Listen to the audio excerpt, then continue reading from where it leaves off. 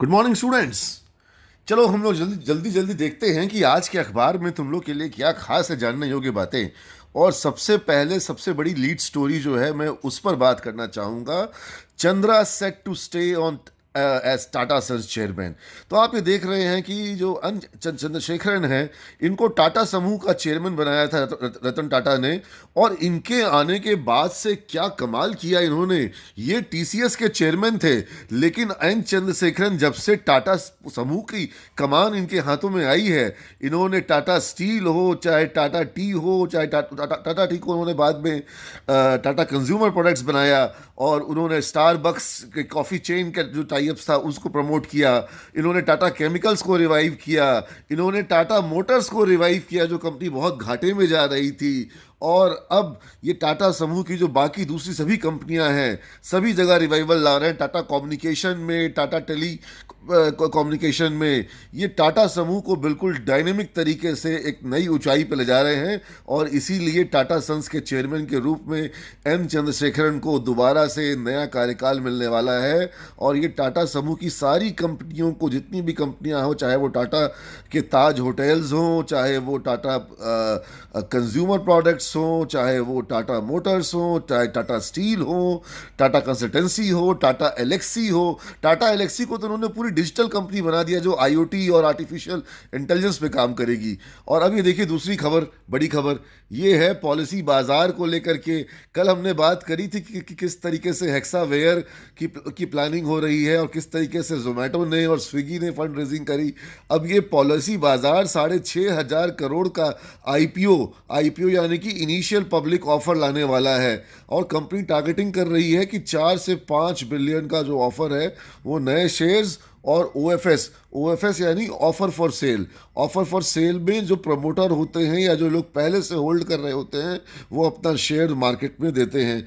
इधर देखिए बैजू बैजू क्या कर रहा है। बैजू जो है वो यूएस मार्केट में अब भारत की कंपनियां यूएस की कंपनियों को एक्वायर कर रही हैं ताकि वो वहां पर भी कारोबार कर सकें। तो बैजू ने आकाश को टेक ओवर किया। आकाश जो आईआईटी जेई का कोचिंग इंस्टीट्यूट है, और अब बैजू जो है वो यूएस कंपनियों को भी टेक ओवर कर रहा है। और भारत से ज़्यादा लोगों को बाहर ट्रैवल करने की इजाज़त मिल रही है क्योंकि लोग वैक्सीन लगा रहे हैं। और ये देखिए, ये खबर एक बड़ी इंटरेस्टिंग है। Government to bring SOP on content take down. ये सरकार चाहती है कि जो सोशल मीडिया है, जो यूट्यूब है, जो फेसबुक है, जो लिंक्डइन है, या फिर जो ट्विटर है, इस पर आप जो मन चाहे वो कंटेंट नहीं डाल सकें। सरकार उस कंटेंट को चाहती है कि स्क्रूटनाइज किया जाए और उसकी एक एसओपी का मतलब क्या होता है? Standard operating procedure. यानी कि एक प्रोसीजर बनेगा, उस एसओपी के तहत कंटेंट को टेक डाउन किया जाए, यानी कि उसको उसको हटा दिया जाए यूट्यूब पर से। अगर आपने कोई ऐसा कंटेंट दिया जो देश के खिलाफ हो, जिससे जो राज्य के हित के खिलाफ हो, या हो सकता है कि सरकार के खिलाफ हो, तो। और government begins review of legal issues in GST. ये मैंने हम लोग कई बार डिस्कस कर चुके हैं कि जीएसटी थोड़ा कॉम्प्लेक्स हो गया है और लीगल इश्यूज काफ़ी हो रहे हैं। तो गवर्नमेंट चाहती है कि कुछ इस तरह के पॉलिसी चेंजेस किए जाएं कि जिससे लिटिगेशन जो है वो घटे। जीएसटी काउंसिल जो है वो इस पर कुछ विचार कर रही है कि ज़्यादातर लिटिगेशन किस मामले में आ रहे हैं और उनको हटाया जाए।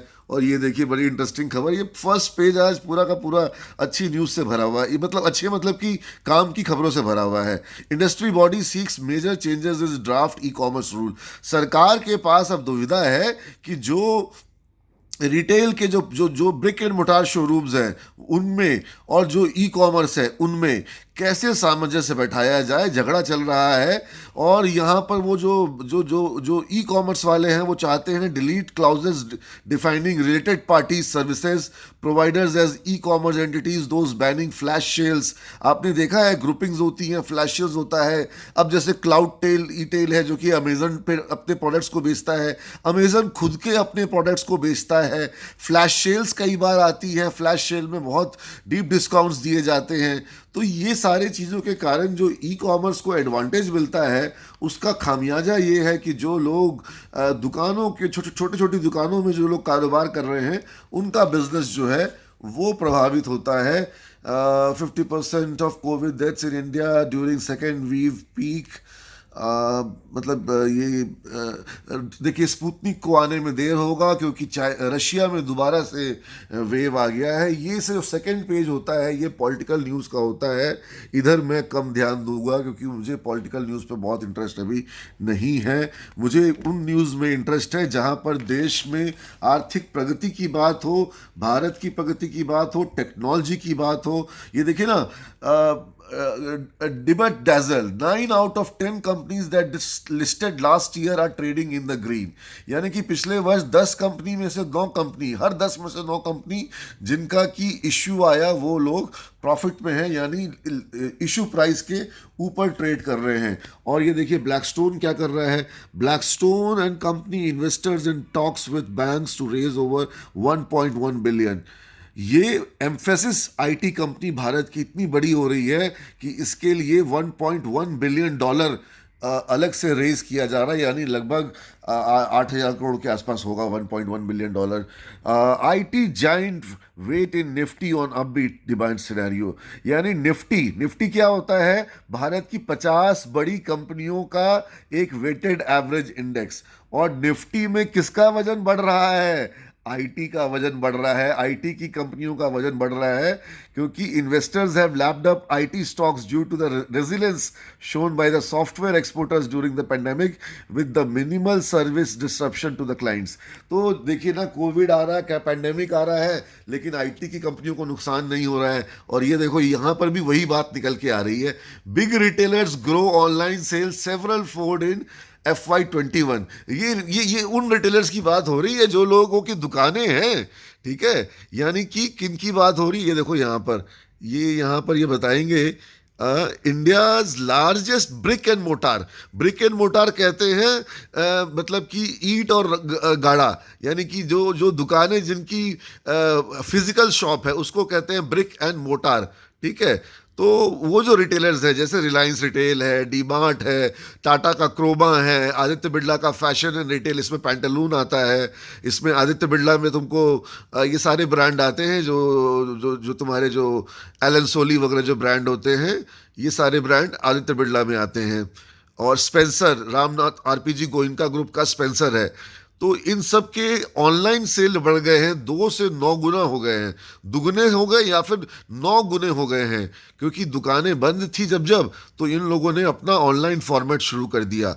India largest retailer Reliance retail said in the annual report that the e-commerce business accounted for about 10% of its revenue।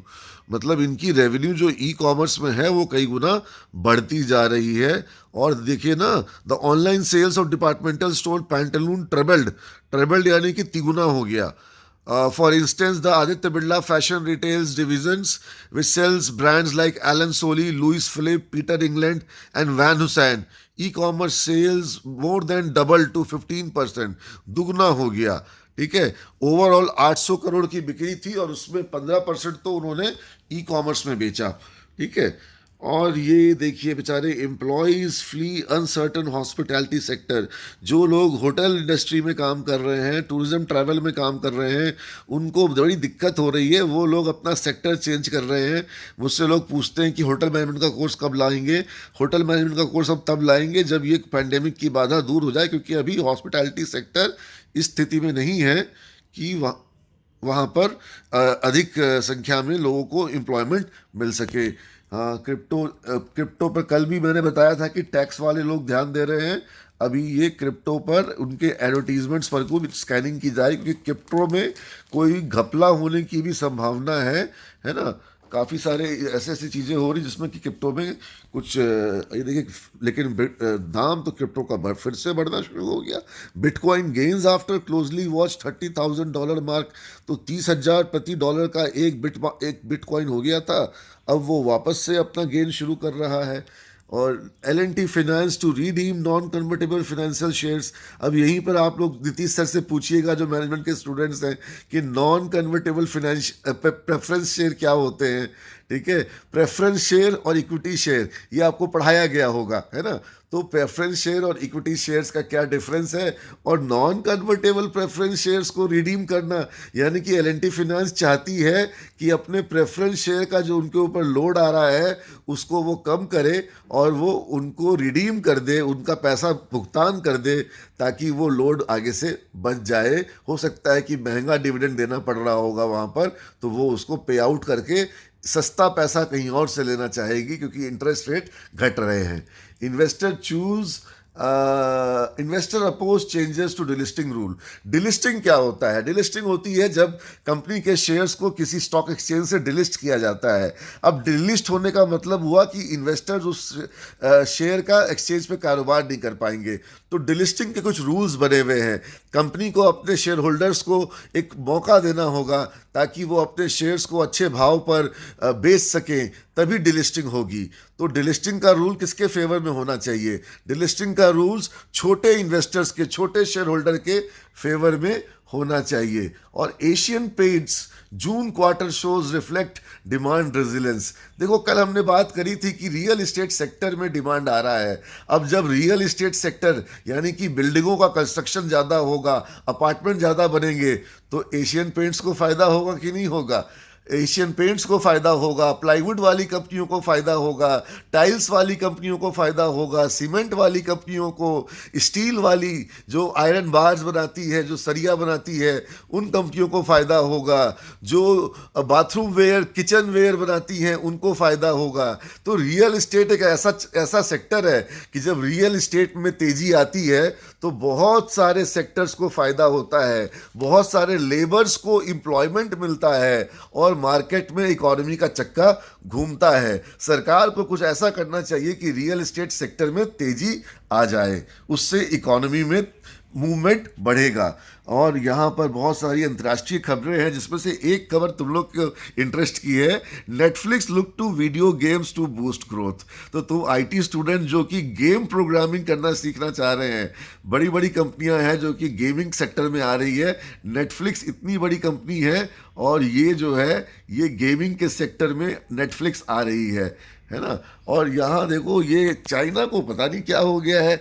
China slaps fine on take Giants for spreading content exploiting kids. देखिए, ये तो ज़रूरी है। कल मेरा ही बेटा बोल रहा था कि पापा मैं सिमेज का पेज भी नहीं देख सकता हूँ, मुझे फेसबुक अकाउंट बनाने दीजिए। तो छोटे बच्चों का फेसबुक अकाउंट होना चाहिए या नहीं होना चाहिए? उनका अगर कोई एक्सप्लॉइटेशन हो रहा है ऑनलाइन मीडियम पर, तो चाइना ने टेंसेंट बहुत बड़ी कंपनी है जो आपकी पबजी की ओनर थी और उसके अलावा बहुत कारोबार है उसका। जैकमा की अलीबाबा, इस पर भी चाइना ने फाइन किया है। और देखो, पूरे दुनिया के स्टॉक एक्सचेंजेस जो है वो आगे भाग रहे हैं। अमेरिका में जो डाउ जोन्स और जो S&P 500 और नैस्डैक का इंडेक्स है वो भाग रहा है। भारत में जो निफ्टी है, सेंसेक्स है, वो भाग रहा है। लेकिन चाइना जो ग्रो तो कर रहा है, लेकिन चाइना में स्टॉक एक्सचेंज नहीं भाग रहे हैं, क्योंकि चाइना की सरकार जो है वो थोड़ी सी अभी बहुत कड़ा रुख अख्तियार कर रखी है अपनी कंपनियों के ऊपर। और टोक्यो में तैयारी चल रही है ओलंपिक गेम्स की, टोक्यो में, लेकिन कोविड केस जो है वो बढ़ रहे हैं और उधर में ओलंपिक गेम्स भी हैं। तो एक डाइकोटमी है कि क्या किया जाएगा। और जेफ बेजोस ने अपने एम्प्लॉयज़ को धन्यवाद कहा, क्योंकि जेफ बेजोस स्पेस में जा रहे हैं। और ये देखिए, ये जो मैंने बताया था, an epic buy for Bejoos, bags an US EdTech firm for $500 million। $500 million दे करके भारत की बैजू यूएस की edtech firm, educational technology firm को खरीद रही है। ठीक है, इसके बारे में खबर को आप पढ़िएगा अगर आप इकोनॉमिक टाइम्स पढ़ रहे हैं। ठीक है, यूएस पॉलिसी अपडेट ईजर्स way for children for H1B visa holder.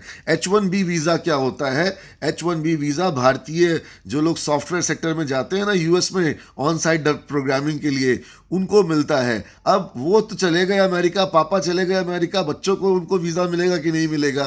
तो उनको भी मिलेगा। ठीक है, और यहाँ पर आप देखिए ये सैस कंपनियां, Indian SaaS companies could lock 75 billion in revenues by 2025। अब आप पूछ रहे होंगे सर सैस कंपनियां क्या होती है? सैस कंपनियां होती है software as a service. Software as a service, software as a product अलग बात हुई, सॉफ्टवेयर को प्रोडक्ट के रूप में बेचना, लेकिन सॉफ्टवेयर को सर्विस के रूप में किराए पर देना, SaaS, software as a service.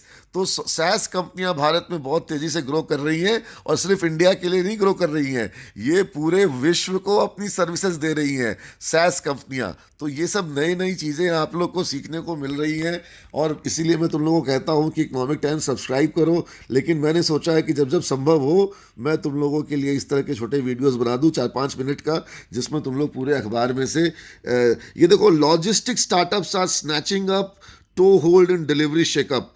Logistic sector में जो स्टार्टअप्स आ रहे हैं, बहुत बड़ा सेक्टर है ट्रांसपोर्टेशन का, लॉजिस्टिक का, और यहाँ पर स्टार्टअप्स आ रहे हैं। तो यहाँ पर किस तरीके से ट्रकिंग में, ट्रांसपोर्टेशन में और वेयर हाउसिंग में स्टार्टअप्स रोल प्ले कर रहे हैं। और ये स्टार्टअप का काम क्या होता है? स्टार्टअप का काम होता है दो लोगों को जोड़ना, एक एक्सचेंज बनाना। तो मान लो एक ट्रक का एक्सचेंज हो गया, या गोडाउन्स का एक्सचेंज हो गया। जिनके पास खाली गोडाउन है उन्होंने उस स्टार्टअप में अपना गोडाउन लिस्ट कर दिया, और जिन कंपनियों को गोडाउन चाहिए उन्होंने उस गोडाउन को वहां से बुक कर लिया। जिन कंपनियों को, जिसके पास ट्रक खाली है, उसने अपने ट्रक को उस स्टार्टअप में, लॉजिस्टिक स्टार्टअप में अपने ट्रक को अपलोड कर दिया, और जिसको ट्रक की रिक्वायरमेंट है बुकिंग करने के लिए, उसने वहां से ट्रकिंग को बुक कर लिया। तो ये सब देखिए दिमाग लगाने का काम है, और आईटी सेक्टर में ये दिमाग लगाना ही तुम लोग को सीखना है।